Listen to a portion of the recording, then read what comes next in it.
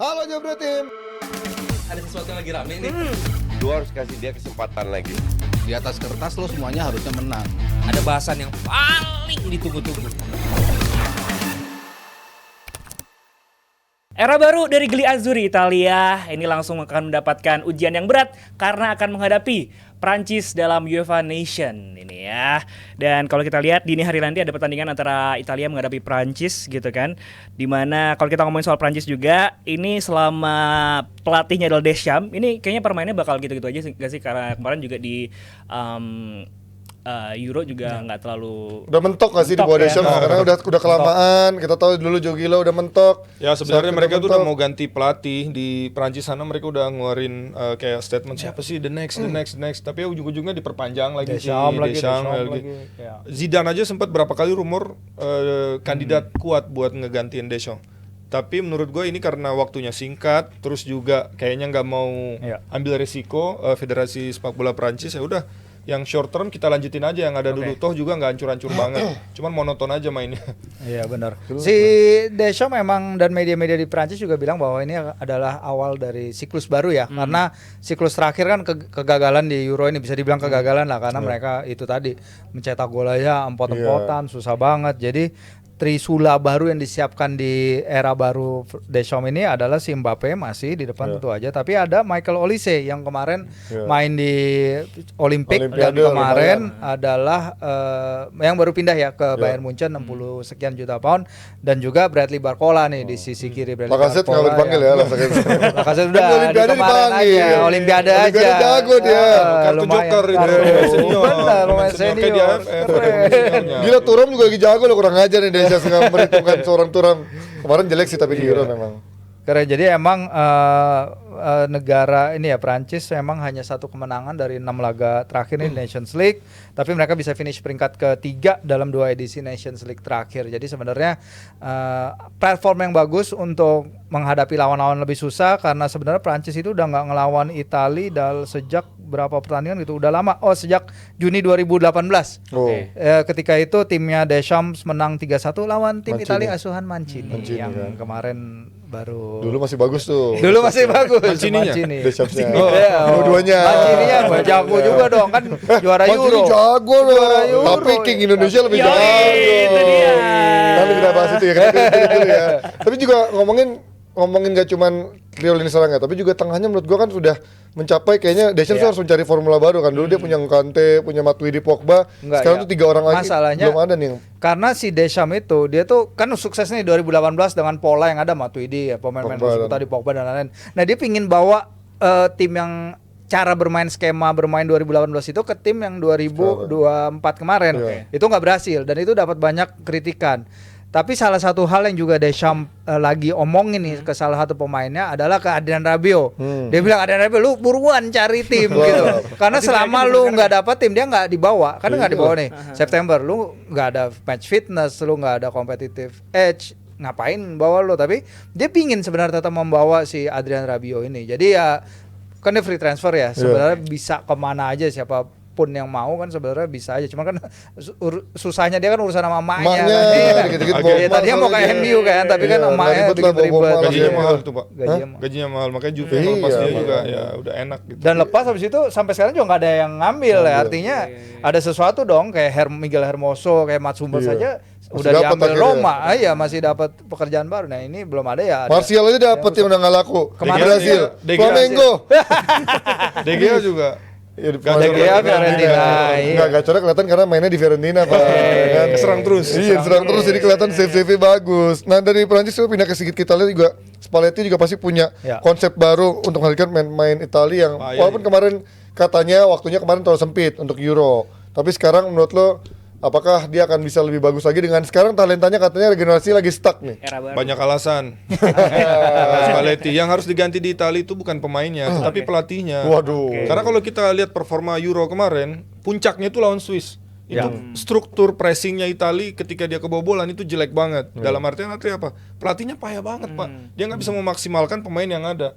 Terus sekarang dia coba-coba nggak panggil pemain-pemain top, Iya, kayak macam Barella misalnya. Iya, Nggak dipanggil. Jorginho. Menurut gua dia salah satu Jorginho enggak lah. sama siapa Cristante juga. Saatnya mah gak penting lah emang. Dari dulu gak Tapi ngerti Barella gua. menurut gua ya itu pilarnya Itali mestinya untuk disiapkan sampai beberapa tahun ke depan. Dia coba-coba nggak panggil. Gila apa menurut gua ya ini pelatih mungkin belum siap jadi pelatih tim nasional Itali. Cuman Itali juga nggak ada pilihan.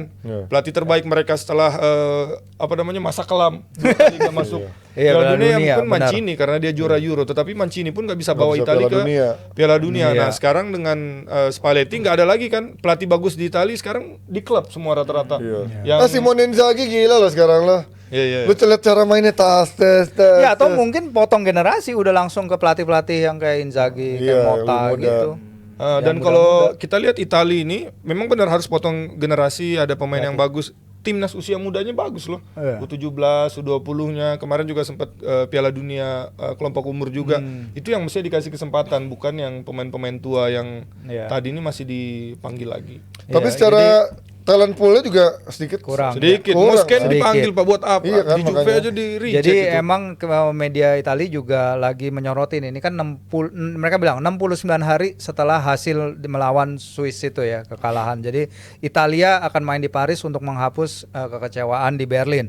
La Repubblica bilang bahwa Itali dan Spalletti ini lagi mencari formula kebahagiaan gitu. Formula kebahagiaannya itu ya dengan memulai siklus baru, sama sebenarnya kayak Prancis dan Italia mungkin lebih perlu siklus baru ini ketimbang si Prancis ya, karena apa yang terjadi ke mereka di Euro kayak plan antara dua formasi dan lain-lain. Akhirnya katanya Spalletti sekarang menetapkan formasinya adalah 3-5-2 karena kemarin kan switch 4 back 3 back 4 back 3 back.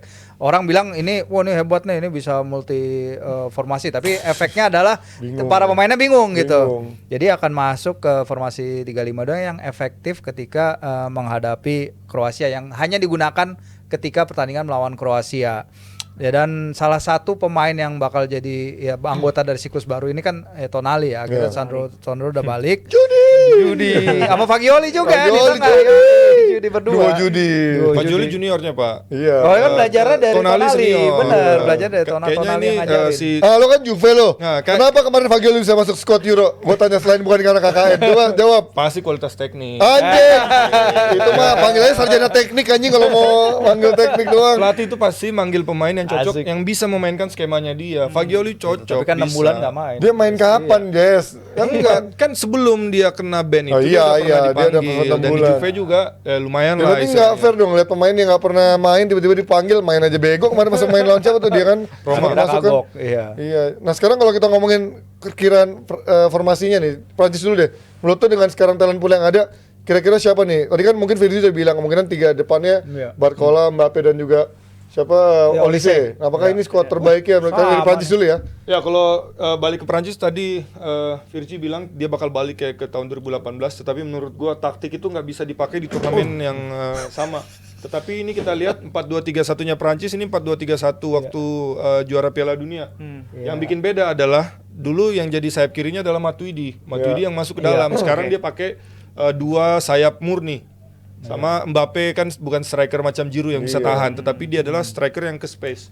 Gua rasa perubahan dari timnas Prancis dibanding 2018 adalah sekarang mereka lebih banyak lebih direct main ke space-nya daripada main crossing gitu. Si Zaire Emery sih sebenarnya kita lihat sebenarnya PSG setelah ditinggal Mbappe itu bagus banget ya di liga ya. Mereka menang gede beberapa kali, yang jadi protagonis salah satunya adalah Zaire Emery dan juga Barcola itu tadi bisa jadi pilar untuk siklus barunya si Prancis ini. Tapi semua tentu akan tergantung dari bagaimana Mbappe bermain, karena Mbappe kemarin adaptasi di La Liganya juga rada berat Lambat, walaupun akhirnya dapat gol juga. Tapi untuk sisa timnya ya sebenarnya menunjukkan tanda-tanda nih ini bisa nih memulai siklus baru, apalagi dengan Olise juga, dan itu tadi Olise, Zaire Emery dan Barcola. 3 itulah. Griezmann gua nggak yakin sih ini dia kurang lah sepanjang Euro. Beberapa pertandingan terakhir juga dia dicoba beberapa posisi kan, di wing kanan dia dicoba, second striker dicoba, attacking midfield dicoba, nggak works. Apapun yang terjadi dengan dia bukan Griezmann yang 2016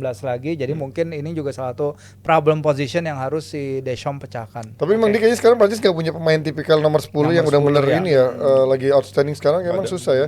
Griezmann Jadi posisinya 9,5 kalau di- sekarang kan. karena nomor 10 bukan, nomor 9 bukan, 9,5. Oke, kalau dari Italia sendiri Spalletti nih, apakah mungkin ini- gue sedikit mengomentari kayak dia sedikit memaksakan, bingung nih memilih antara Calafiori yang Bastoni. Akhirnya dua-duanya dipasang karena menurut gue Bastoni ya paling bagus di sebelah kiri dan bermain dekat sama Di Marco. Maksudnya kiri sama kiri. Ya kan, kiri sama kiri. Nah sekarang dia sama Calafiori semuanya tiga pemain ini kaki kiri semua nih, Calafiori, Bastoni dan juga Di Ada Marco. solusinya buat itu. Kalau Apa itu? semuanya main 3 kiri, pakai 3 back.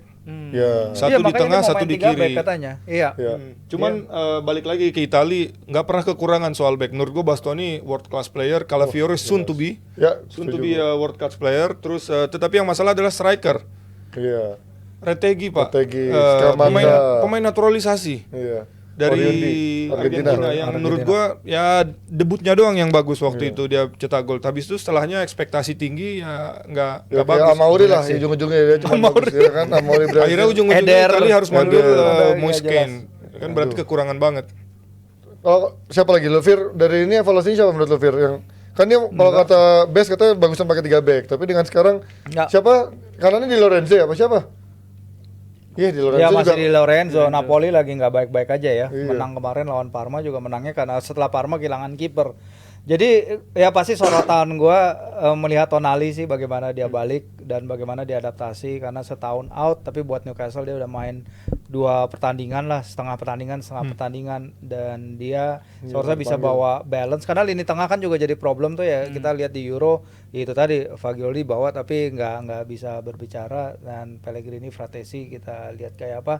Ya going forward juga emang masih masalah sih karena kalau lihat statistik golnya Retegui dan Scamacca itu benar-benar jauh banget angkanya dari yang diharapkan. Maka cedera lagi kalau nggak salah. Cedera ya. Raspadori Raspadori jadinya sekarang banyak. Tapi ini agak aneh ya, ketika di Inter Barella menjadi prioritas daripada Fratesi, tapi di sini juga Fratesi kayaknya diprioritaskan daripada Barella ya. Kalau menurut gue itu pilihan pelatih karena Cocok-cocokan. Fratesi dia punya lebih menyerang, Advance, ya, masuk lebih kotak penalti attacking, dia. sedangkan Barella itu lebih defensif, lebih ke box to box. Jadi mungkin dia butuh cetak gol, akhirnya dia pilih orang yang punya naluri gol yang lebih baik. Oke, Prancis lawan Italia, prediksi menurut kalian siapa menangnya dengan sama-sama transisi? Bedanya mungkin di kualitas pemainnya aja nih ya. Kejutan kalau Italia bisa nahan Prancis. Jadi menurut gua Prancis lah akan menang dengan selisih 2 gol. Oke, Oke. Prancis ya. Prancis Prancis 1 gol kalau gua sih. Prancis juga ya. Oke. Beralih ke Inggris sedikit, kita ngomongin soal Bukayo Saka ya. Dimana kemarin baru aja ulang tahun yang ke-23. Happy birthday Saka. Bareng sama DPI ya. Benar juga, iya. Kenapa Saka dia? Ini kalau kita ngomongin soal Saka, gini kan catatan gol dan juga asisnya kemarin 59 gol dan 56 asis di IPL gini kan. Ini juga salah satu pemain bisa dibilang dalam proses untuk menjadi pemain terbaik di eranya nggak sih? Kalau ngomongin soal Saka. Saka di untuk apa di timnas Inggris apa dunia nih? Timnas Inggris apa Dua-duanya Di mungkin. Arsenal dulu deh. Di Arsenal dulu deh. Di Arsenal terbaik. Di Arsenal terbaik. Udah nggak mungkin ada yang mengalahkan dia di Arsenal. Enggak lah, Odegaard nggak bisa golin sebanyak Saka lah. Tapi kalau nggak ada Odegaard pusing Arsenal. Kalau nggak ada Saka nggak ada yang golin juga Odegaard. Ya kan? Yang menarik kalau bahas enggak, gue lebih ingin bahas Inggris. ke timnas Inggris ya. Oke. Karena timnas Inggris lagi-lagi kita ngomongin siklus baru. Ini salah satu negara besar yang akan memulai siklus baru. Apakah itu sama Lee Carsley ataukah Lee Carsley untuk sementara? Tapi perubahan yang dia datangkan kan cukup ketara tuh dibandingkan dengan Gareth Southgate. Gaya bermain mereka berdua jauh berbeda. Southgate lebih pragmatis, Lee Carsley lebih attacking, lebih dominate. Menurut gua pemain kayak Saka tuh lebih cocok sama Lee Carsley ini. Sementara di bersama Southgate oke dia bagus tapi ya ujungnya kan mentok juga di final bahkan sampai gagal penalti di depan pendukungnya sendiri akhirnya dapat perlakuan yang nggak enak juga dari supporternya. Sayang kalau melihat potensi Saka ada di situ gitu dan memang dia beberapa tahun terakhir jumlah gol assist-nya luar biasa. Sekarang juga jadi salah satu nama yang gue pakai nih kalau main fantasy Premier League. FPL ya. Salah satu pemain yang jadi andalan juga tapi nanti kita akan lihat kan Arsenal akan hadapi 2 pertandingan berat ya lawan Spurs sama City kalau nggak salah ya. Salah satu pertandingan yang pasti salah satu Spurs. Dan Champions League ya kita lihat apalagi sekarang dia kan udah ada pelapis ya dalam diri Raheem Sterling. Jadi dia bebannya mungkin loadnya nggak sebanyak dari tahun-tahun sebelumnya di mana dia merentetkan jumlah pertandingan yang sangat banyak. Dia biasanya selalu bebas cedera. Dan ya mungkin kita akan lihat dia yang lebih berbeda di timnas Inggris lebih ofensif. Sedikit soal Bukayo Saka, berapa umurnya? 23 23. tahun. Berasa kayak udah main lama banget. Udah lama banget. Dan dia udah jadi kayak world class player. Tadi kita udah mau bahas apakah dia cocok jadi salah satu pemain terbaik Inggris saat ini. Nah ini gue mau bilang bahwa Bukayo Saka bisa jadi seorang Bukayo Saka karena dia berhasil melewati proses di Arsenal. Dia jadi pemain Arsenal, dia dibentuk di klub. Kalau dia main kebanyakan di timnas, mungkin dia nggak akan jadi seorang Bukayo Saka. Jadi pemain-pemain kayak Lamine Yamal, Bukayo Saka itu terbentuknya di klub dan di kompetisi. Gimana dia bisa lebih banyak main di timnas daripada main di klub? Gue bingung ini. Enggak. Konsepnya gimana? Dia bisa main lebih banyak di timnas daripada di klub tuh gimana konsepnya? Kalau dia di suatu negara di Konoha, Nah ini, kalau emang itu lo langsung dong direct. kalau dia terlalu banyak main di tim Timnas, nasional, ya, kebanyakan ketimbang di dia klub. pemusatan latihan, mungkin dia tidak akan menjadi seorang Bukayo Saka. Iya. Tapi dia mendapat kesempatan kayak Lamine Yamal. Karena misalnya reguler di main di Barcelona, klub dulu, main di klub, bukan main akhirnya di timnas tapi nggak ada membentuk klub tim gitu ya. untuk di Tapi tim dia bisa foto nasional. sama Panji. Jangan gitu dong. Nah ini kalau ngomongin tapi Saka, ini kan sekarang di eranya Rekarsi juga dia manggil seorang Madueke gitu. Nah, menurut lo Madueke juga lagi sama Chelsea, punya nggak sih kans untuk bersaing dengan Saka? Apa menurut lo Saka mau udah tergantikan? Walaupun menurut gue di turnamen ya dia juga in out juga.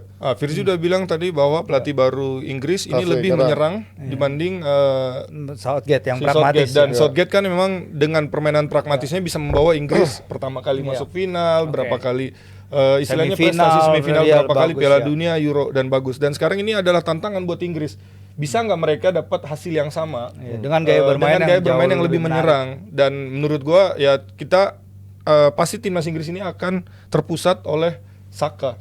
Istilahnya nge-build around Saka, build around him. Jadi bukan Bellingham. Bukan Bellingham juga, tetapi maksudnya dia adalah salah satu pemain senior, lebih senior Saka. Tapi sekarang kan emang dibanding Bellingham nggak ada ya karena lagi cedera dengan, ya. Sekarang Bellingham nggak jadi ada. kayak Madueke ya mungkin ngantri Jared dulu. Bowen. Kurang juga, masih belum. Opsi lah, Cole Palmer juga. Cole bisa. Palmer. Jadi bawah. Cole Palmer juga Bagus, ya. bagus, cuman beda posisi. Mereka bisa main bareng. Iya. Dan yang menarik juga kalau ngomongin Carsley kan dia hubungannya juga bagus dengan Anthony Gordon. Iya. Anthony Iya, Gordon di jadi kanan juga nih MVP sekarang nih ya. di kiri dia. Kan tapi Iya. kemarin ada Harvey Kemarin Barnes, main Harvey Barnes di kiri. karena Harvey Barnes, tapi kalau di Aslinya timnas kiri dulu. Inggris kayaknya di kiri. Oke. Dan dia yang jadi MVP kala Carsley bawa timnas U21 Inggris juara Euro. Jadi akan menarik dinamikanya seperti apa di laga ini. Ini jadi kayak trending di Eropa juga, pelatih-pelatih yang memulai karirnya dari usia muda Oke. U17, U20. Iya. Pelatih Luis De de La la Fuente Fuente. di Iya. Spanyol, terus juga sekarang di Inggris. Ya Southgate juga dulu gitu kan. Southgate juga dulu juga, gitu ya mungkin mereka lebih percaya lah daripada tiba-tiba ngambil misalnya kayak Zidane jadi pelatih timnas Inggris. Jadi mungkin patokannya adalah lebih mengenal pemain. Iya, dari Ini bawah. juga jadi keuntungan juga buat negara tersebut apa? Pemain muda gampang diorbitin biasanya di tim nasional karena udah kenal. Ya makanya di situ ada satu nama yang kita jarang dengar tapi si Carsley kenal banget. Angel Gomez. Iya. Wih, jebolan MU nih, akademi coy. Ngerti kan di Lille kan mana Iya, pernah iya, Southgate iya. memantau gitu ke Lille dia nggak ngerti. Iya. Nah kalau sekarang Carsley bisa punya perkembangan ini, dia tahu perkembangan pemainnya dari kategori usia umur, ya akan menarik sih. Apalagi sekarang kan Inggris main di Nations League B ya. Iya. Oke. Yang notabene lawan apa? Irlandia. Liga 2-nya mereka Liga lah. 2 ya. Irlandia sama Gua siapa lupa tuh pokoknya grupnya. lebih lawan-lawan karena mereka degradasi kan sama Southgate kemarin lawan Sama Jerman. Finland dan juga Nah, Yunani. Ya, jadi kan kesempatan-kesempatan bagus bagi pemain-pemain itu untuk ya nunjukin nih kita harus bawa Inggris langsung promosi dan mainnya atraktif, udah langsung masuk balik ke Liga 1. Nah, argumentasi terakhir menurut kalian Saka punya world class material nggak untuk bisa digadang-gadang menuju ke stepnya tadi Ballon d'Or menurut kalian? Karena di Inggris sejak ada Bellingham, namanya Bellingham yang lebih selalu menjadi populer. Menurut kalian dia bisa nggak mendekati levelnya dulu? Misalkan Wayne Rooney yang memang katanya udah world class material, walaupun Wayne Rooney juga nggak pernah dapet chance untuk bisa bersaing di Ballon d'Or ataupun juga FIFA World Player. Terus juga Beckham pernah nyaris dapat Ballon d'Or juga kan dulu kan. Menurut kalian bisa nggak Bukayo Saka ada di level itu atau mungkin ada faktor lain yang mungkin membuat dia nggak populer? Orang mungkin menganggap Bukayo Saka ini nggak populer karena dia belum dapat trofi yang bergengsi. Oke. Notabene yang paling gampang mungkin di Arsenal adalah Liga Inggris. Ya. Ini yang meleset-meleset terus. Mungkin dia akan dapat istilahnya status seorang Phil Foden yang istilahnya wonderkid Inggris, Oke. jadi pemain terbaik Liga Inggris karena dia udah memang rutin juara. Terus ketika KDB cedera dia bisa jadi pemain terbaik di situ. Nah, Bukayo Saka menurut gue tinggal satu push aja tuh untuk juara. Kalau misalnya Arsenal juara tadi, ya kemungkinan besar orang akan mulai menganggap dia sebagai salah satu. Tapi kalau Phil Foden menurut tuh bisa nggak, Fir? Karena menurut gue dua pemain ini masih kalah gitu sama nama-nama luar ya. Pasti selama ada Mbappe, Haaland, Bellingham nih kayaknya akan Ya, dibawa bayang-bayang mereka terus gitu. Perdebatan itu akan selesai ketika yaitu tadi ketika Arsenal menangin gelar. Kalau mereka bisa menangin double gelar domestik terus ditambah Inggris nanti juara Piala Dunia 2026. Udah itu udah hampir pasti pemain Inggris terdepan. Either itu Bukayo Saka atau kalau misalnya City yang melakukan itu lagi ya Foden gitu. Tapi ya selama takarannya kesuksesan dalam sepak bola ya kita lihat Dani Olmo cuman beberapa pertandingan Leipzig terus dia masuk kategori. Ya karena dia bawa emang dia luar biasa banget di turnamen football. Mau nggak mau turnamen football emang masih salah satu takaran utama dalam menentukan Ballon d'Or. Jadi itu wajar kalau misalnya Inggris nanti di 2026 bisa nyampe final atau bisa jadi juara ya. Bisa aja Bukayo Saka akhirnya masuk nominasi 3 besar di Ballon d'Or. Ya kita lihat apakah progres Saka akan semakin matang dan juga menuju status pemain terbaik di Inggris atau juga menuju world class player di dunia, atau mungkin dengan datangnya Sterling membuat sekarang kebintangan Saka di Arsenal mulai tergoyang, karena Sterling kita tahu ada pemain yang juga cukup doyan megang bola, suka mengambil panggung sendiri juga, dan pastinya ini akan menjadi antara menjadi teamwork yang bagus atau menjadi kompetitif buat seorang Saka ya. Yes, dan kalau kita lihat kemarin juga udah sempat kelihatan ya di si Sterling ini di latihan bersama Arsenal udah mulai nyetel dan juga udah ngocak-ngacik gitu kan. Ini buat Saka bakal jadi pesaing atau mungkin jadi mentor untuk Saka sendiri di Arsenal. Sterling. Oh iya, jadi pelapis itu lah, karena kita tahu kan Saka nggak pernah bisa ada yang gantiin si Reiss Nelson gitu. Masa Reiss Nelson setara sama Saka kan enggak. Jadi emang gue bilang sih pelapis yang emang cocok, yang Arteta udah kenal, udah pernah kerja sama, jadi emang no lose aja ada dia. Pelapis tentunya karena kita tahu musim ini Premier League panjang, Champions League lebih panjang lagi, panjang lagi Champions League. Ya. Jadi kemungkinan besar menurut gue Saka ya nggak akan bisa main semua pertandingan itu full, jadi ya pasti ada nanti Sterling main terus dia mulai dari bench. Oke, itu dia. Itu dia, akankah Saka menjadi world class player? Itu dia yang pasti. Jebret Tim sekali lagi jangan lupa untuk voting nominasi-nominasi yang ada di Jebret Media Award. Santi ini Jebret Media Award ya. Bisa dicek di websitenya jebretmedia.com. Kita akan kembali sesaat lagi. Halo Jebret Tim. Ada sesuatu yang lagi rame nih. Lu harus kasih dia kesempatan lagi. Di atas kertas lo semuanya harusnya menang. Ada bahasan yang paling ditunggu-tunggu.